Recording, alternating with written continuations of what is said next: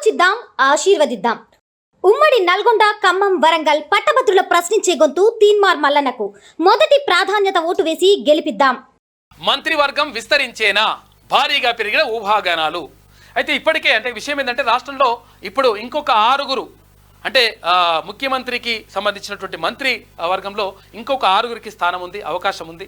అయితే ఇంకా 6 మంత్రులను నింపాల్సి ఉంది. అయితే దానిపైన నిజంగా ఇప్పుడు మరి ఎన్నికలు పార్లమెంట్ ఎన్నికలు పూర్తయినాయి కాబట్టి ఇప్పుడు నింపుతారా లేకపోతే నింపరా? నింపితే ఎవరెవరిని నింపుతారు? ఏ జిల్లాలకు ప్రాధాన్యం ఇస్తారు? ఏ జిల్లాలకు మరి ఎంతమందిని ఇస్తారు? తర్వాత ఏ సామాజిక వర్గాన్ని ఎట్లా చూస్తారు అనే దానిపైన ఇప్పుడు ప్రధానంగా చర్చనీయాంశంగా మారింది. మరోవైపు ఇక్కడ ముఖ్యమంత్రి రేవంత్ రెడ్డి ఆయన దగ్గరనే పిసిసి అధ్యక్షులుగా కూడా ఆయనే ఉన్నారు కాబట్టి పిసిసి అధ్యక్ష పదవిని మరి వేరే వాళ్ళకి అప్పగిస్తారా అనే దానిపైన కూడా ప్రధానంగా చర్చ జరుగుతూ ఉంది. మంత్రివర్గం విస్తరించేనా? భారీగా పెరిగిన ఊహాగానాలు. అదే స్థాయిలో పెరిగిన ఆశావహులు. ఎవరి సమీకరణాలు వారివే. కేబినెట్లో మరో 6 ఛాన్స్ ఉంది. స్థానిక సంస్థలకు ముందా వెనుకన? ఇక ఇప్పటి వరకు ప్రాతినిధ్యం లేని 4 జిల్లాలు. మరోవైపు టీపీసీ చీఫ్ భర్తీ పైన కూడా చర్చ జరుగుతూ ఉంది. తెలంగాణ లోక్సభ ఎన్నికలు ముగిశాయి. దీంతో రేవంత్ రెడ్డి సర్కార్ పాలనపై దృష్టి పెట్టింది. ఇక తెలంగాణ రాష్ట్రం ఏర్పడిన సుదీర్ఘకాలం తర్వాత కాంగ్రెస్ అధికారంలోకి రావడంతో కీలక పదవులు ఆశించే వారి సంఖ్య భారీగా పెరిగింది. అసెంబ్లీ, ఎంపీ ఎన్నికల్లో సీట్లు దక్కని వారిలో కొంతమందికి కార్పొరేషన్లు సంబంధించి నామినేటెడ్ పోస్టులు కేటాయించింది.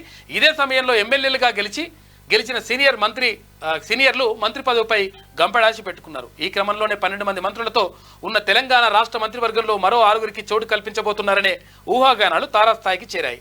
నిజానికి కాంగ్రెస్ సర్కార్ హయాంలో మంత్రివర్గం నిండిగా ఉంటుంది. ఈ పరిస్థితుల్లో తెలంగాణలో మంత్రివర్గం విస్తరణపై ఉత్కంఠ నెలకొని ఉంది. ప్రస్తుత కేబినెట్లో సీఎం రేవంత్ రెడ్డితో కలిపి మొత్తం 12 మంది మంత్రులు ఉన్నారు. సాధారణంగా ముఖ్యమంత్రితో కలిపి అసలు 18 మంది మంత్రుల వరకు ఉండొచ్చు. అయితే ఈ లెక్కన తెలంగాణ మంత్రివర్గంలో మరో 6 అవకాశం ఉంది. అయితే కేబినెట్లో చోటు దక్కించుకోవడం కోసం ఆశావహులు ప్రయత్నాలు ఇప్పటికే మొదలుపెట్టారు. అయితే మొదట్లో లోక్సభ ఎన్నికలు అనంతరమే కేబినెట్ విస్తరణ ఉంటుందని పిసిసి వర్గాలు వెల్లడించినా అప్పటి వరకు దాని ఊసేలేదు. అయితే దీంతో ఎన్నికల కోడ్ ముగియగానే స్థానిక సంస్థలకు ముందు లేదా తర్వాత కేబినెట్ విస్తరణ జరిగే అవకాశం ఉంది. వాస్తవానికి చాలా మంది సీనియర్ నేతలపై మంత్రి పదవిపై ఆశలు పెట్టుకున్నారు. దాదాపు 10 ఏళ్ల తర్వాత కాంగ్రెస్ అధికారంలోకి రావడంతో ఇన్నాళ్ళు పార్టీని అంటిపెట్టుకుని ఉన్న కీలక లీడర్లకు అవకాశం ఇవ్వాలనే దానిపైన కూడా పిసిసి కసరత్తు చేస్తున్నట్టు తెలుస్తోంది. 4 జిల్లాలకు దక్కని ప్రాధాన్యం. ఇప్పటి వరకు తెలంగాణలోనే ఉమ్మడి జిల్లాల్లో 6 జిల్లాల నుంచి మంత్రులుగా ప్రాతినిధ్యం ఉంది. ఇంకా 4 జిల్లాల నుంచి మిగిలిన 6 మంత్రులను జిల్లాలు, సామాజిక వర్గం ఆధారంగా ఎంపిక చేస్తారని సీఎం రేవంత్ రెడ్డి గతంలోనే అనేక సార్లు తెలిపారు. ప్రస్తుతం కేబినెట్లో హైదరాబాద్, రంగారెడ్డి, ఆదిలాబాద్, నిజామాబాద్ జిల్లాలకు ప్రాతినిధ్యం లేదు. అయితే వరంగల్, నల్గొండ, కరీంనగర్ నుంచి 2 చొప్పున మంత్రులు ఉండగా మహబూబ్ నగర్లో ముఖ్యమంత్రితో కలిపి ఇద్దరు మంత్రులు, ఇక మెదక్లో 1, ఖమ్మంలో 3 మంత్రులు ఉన్నారు. అయితే ఇప్పటి వరకు ప్రాతినిధ్యం లేని జిల్లాలకు అవకాశం కల్పించాలని భావిస్తున్నారు.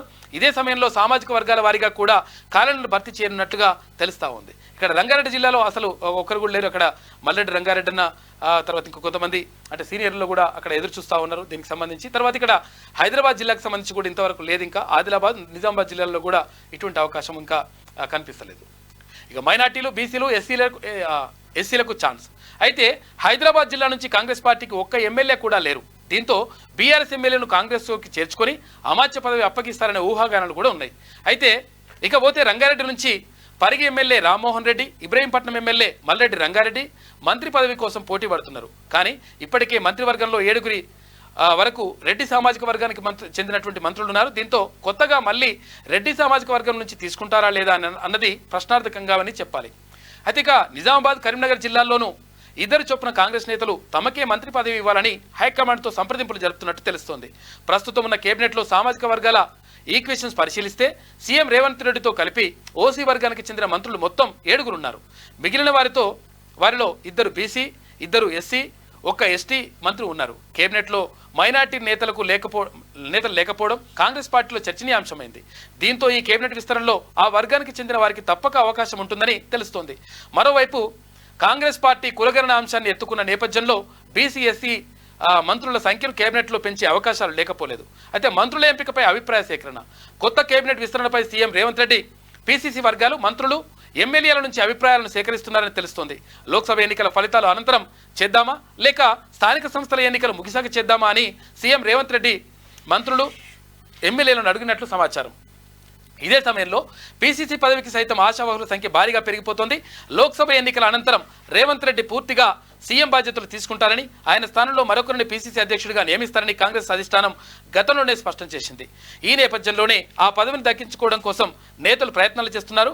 పీసీసీ రేసులో ప్రధానంగా మధు యాష్కి గౌడ్, అద్దంకి దయాకర్, సంపత్ కుమార్, జగ్గారెడ్డి, మహేష్ కుమార్ గౌడ్, రాజగోపాల్ రెడ్డి తదితరులు ఉండడం గమనార్హం అంటూ ఒక వార్త కనిపిస్తోంది. మొత్తం మీద మంత్రివర్గ విస్తరణకు సంబంధించి ఇప్పుడు ప్రధానంగా చర్చనీయాంశంగా మారింది. అయితే మంత్రివర్గ విస్తరణ చేస్తారా, మంత్రివర్గ విస్తరణ చేస్తే ఎవరిని తీసుకుంటారు? అయితే ఇప్పుడు ఈ స్థానిక సంస్థ ఎన్నికలు అంటే సర్పంచులు, తర్వాత ఎంపీటీసీలు, జెడ్పీటీసీలకు సంబంధించి ఈ ఎన్నికలు పూర్తయిన తర్వాత చేస్తారా మంత్రివర్గ విస్తరణ, లేదంటే ఇప్పుడే చేస్తారా అనే దానిపైన కూడా ప్రధానంగా ఉత్కంఠగా ఉన్నది. ఆలోచిద్దాం, ఆశీర్వదిద్దాం. ఉమ్మడి నల్గొండ, ఖమ్మం, వరంగల్ పట్టభద్రుల ప్రశ్నించే గొంతు తీన్మార్ మల్లన్నకు మొదటి ప్రాధాన్యత ఓటు వేసి గెలిపిద్దాం.